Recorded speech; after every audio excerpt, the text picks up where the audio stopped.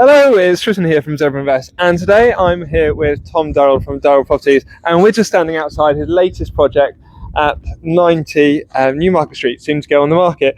And today we're going to go through a few of the challenges Tom has faced when doing the project. We'll run through the location, why you chose this project, a little bit about the end customer, the goals to do the project, the finish, and what might have finished, changed all the way through, and give you some numbers so you can see how the property has worked, and potentially if you're looking at doing a flip, how a flip might work for you. So I'll hand this over to you, Tom. Thank you. But yeah, so what made you decide to choose Newmarket Street, or the location of all places? We are 5-10 minutes walking distance from the main city centre, and this being NR2 in Norwich is one of the most popular postcodes in Norwich.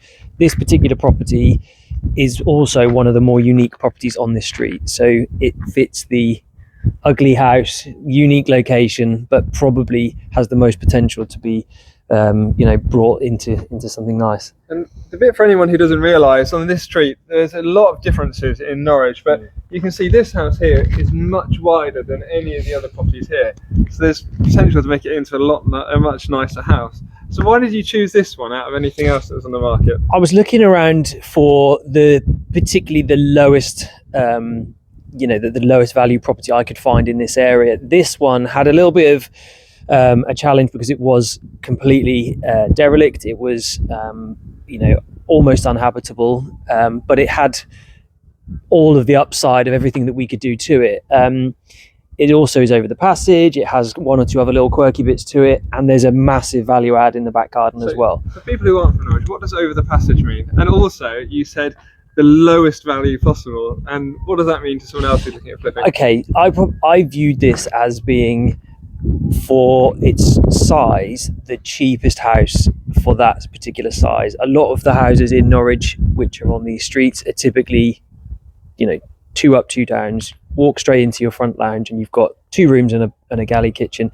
This had a passageway, a hall entrance, and it has a staggered passageway, so it is much bigger in size compared to a lot of the other properties, but it was priced around about the same price as the others. So it made me think that this has a much more potential than some of the other properties that you can buy around here. I think that's one of the best bits. I think if I remember rightly, it was listed with purple bricks. Yes. And the best bit about online agents is they don't actually come really see the properties, so they don't necessarily know the nuance or the differences between, say, this road's value, that property's value, and what it's got that other properties might not have. I think as well, just on that, the property had yo-yoed between buyers. So I think because of its challenges in its condition, there were buyers that thought they could just go straight in and buy it, and there was also the agent perhaps not communicating its true condition and the true situation it was in, which meant there was an opportunity for me as a developer buyer to come in and be a more saleable buyer for the seller. We were going to get this done, whereas they'd had probably 6 months of maybe 2 people not being able to get it through and get it sorted. It's always good when someone else can't perform and you can swoop in and get it for a little bit cheaper. Still took a bit of work, but yeah, we got there. With your end goal here, what was it? Who's the end kind of customer you're thinking who might buy a property like this one? Originally, I did think we could do a house share here, which has been some of what the projects I've done previously, but the more I thought about this, the more it really was going to be something that needed to come back to market for an end user. That was where we were going to get the most value, and I think with some of the additions that we made, it plays into all of the things that I think the market wants. Yeah. My thought was the buyer would be either a young professional couple that have moving into their second, possibly third property, maybe brought some equity along with them, and they're looking to stay in these locations which are close to the city centre. A nice kind of upstart for a family house, really. Yeah, young family. And I knew that the brief would probably be someone looking for parking, looking for a bigger property, looking to have more social space, looking to have something that was done and dusted, but still be in a prime location. So that was the the key primary objective to go to them, but since we've been doing it, there have been one or two others. I know there's a few downsizers that want to relocate back to these areas that sell from bigger properties outside, and this property does fit them as well. So what was your goal with it? Because obviously you said that you were thinking about using it as an HMO, but the goal, did you have like a profit that you wanted to make at the end of it? The idea would be, if we were going to keep it and have it as a house share, we'd have to recycle all our money out. The end goal here became a profit-driven strategy. We want to generate a 20% margin on the end of this, and that's going to be, returns for the business to then go and use elsewhere. All right, perfect. Not sure we can have a look inside. Obviously, you've got a really nice finish here, and setting it out, the finish and design kind of matches in with your end customer and who they're going to be. So what kind of made you decide to go with nice LVT floors, setting out, an open plan kitchen living space? Basically, the idea was what's the person going to buy this probably coming from, that they want, what is their tick list of what they're going to want to move from where they're coming from to why they want to buy this. And for me, it was open plan kitchen diners at the heart of all homes. They are the thing people go and spend the most time in. So this was the first key piece to try and sort out, and then basically everything else falls in behind that. With one eye on where to spend the most money to get the best returns out of kitchens, diners first. Obviously the parking we've got here as well. But I just knew that you would be coming from a place where perhaps you might be downsizing and wanting a slightly smaller, more manageable area to clean and keep tidy and to maintain, or you'd be coming from one of the sort of stepping stones up, and you'd be thinking, right, we really want separate lounge but an open plan kitchen diner. We want to have parking. We want these things as a small family or a young couple. And that was why this brief fell out. So you kind of set out your refurb based on the brief, the idea, who's going to be here, and then so did you write that down as a bit of a specification? Or you start out? I would start with my floor plans and playing around with those to see where I felt the best layout would be suited. This was a 4-bedroom property when I bought it. But actually, we've taken away one of the bedrooms and added a bathroom upstairs and a toilet downstairs. Doesn't make a lot of sense if you say to someone, reducing the size of the property, but because of the, what this was, it wasn't really a bedroom, it was another box room. Moving the bathrooms around in a property can, obviously also help to create better value. Having a bathroom upstairs that's soft landing is great for a family. And I think, and everyone nowadays, whenever you look at a new build house, all of the bathrooms are fitted upstairs. No one really wants to, at the end of the night, be traipsing all the way back down to the cold bathroom at the back of the house. So I think it's a really good idea. So how did you just go about setting out your rough projected costs, and what were they? I suppose because I've done one or two already, I know roughly what my budget's going to be. So I'll start writing out my schedules of what my So a new kitchens, bathrooms, stripping out, structural work, electrics, plumbing. I'll be building my plan. A small extension, in case anyone's wondering. Actually, the house used to finish about here.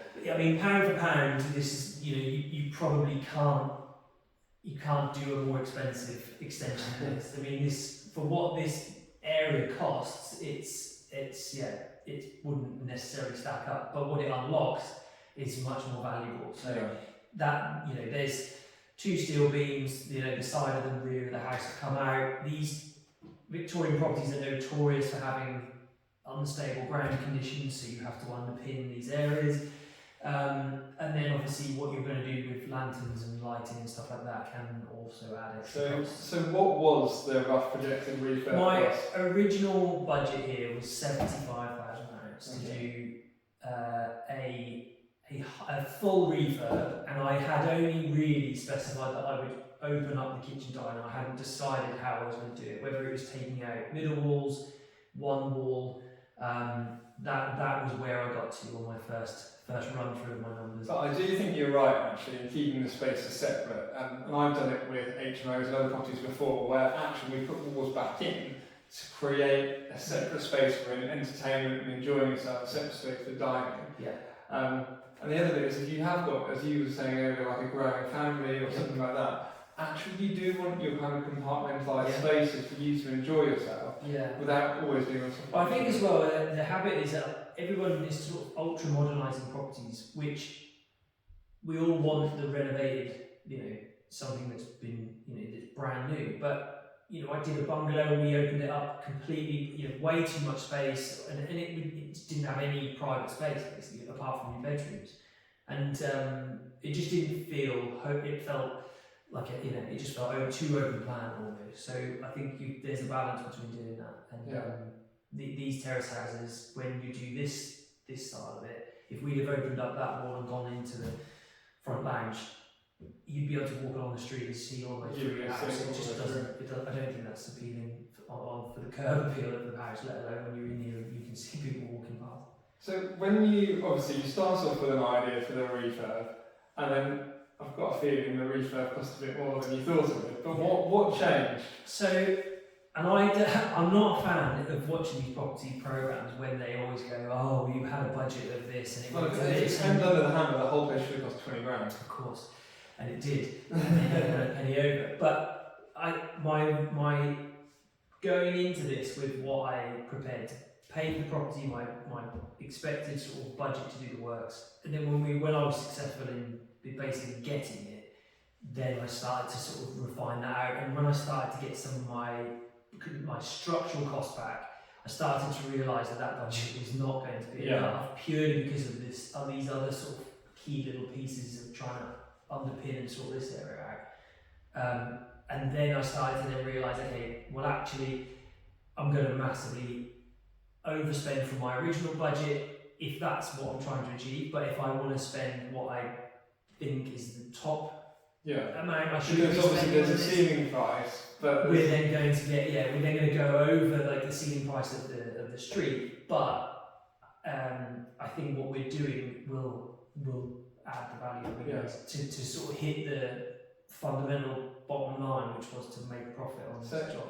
I understand you work with investors, but how did you manage your investors when they came to an overspend? Did you have a frank conversation with them or sit down? Because I changed the model on the design early on. It wasn't then going back and sort of saying, oh, we've had an overspend. It was more my desire to take this to a slightly bigger and higher spec. Elevated specification. Is going to coincide with a high refurb cost. That then stretched that further, which they were on board with. When I sort of told them my predictions about the end values, they were slightly shocked. I think they couldn't quite see it, but they're not also from around this area, so don't perhaps maybe didn't value the Golden Triangle being as it is. And I think that what we've done by spending more money in the garden and doing a couple of other things is going to create the extra value here. But it's certainly, I think, one of the bits, if you are investing anywhere else in the country, or whether you're investing in Norwich, local market knowledge has a real impact on what you're doing. And what I mean by that here at this property is actually we've got what's called the hall entrance. So a lot of the properties in this area are 2 up, 2 downs, which means you've got 2 bedroom downstairs, but you step straight into the living room.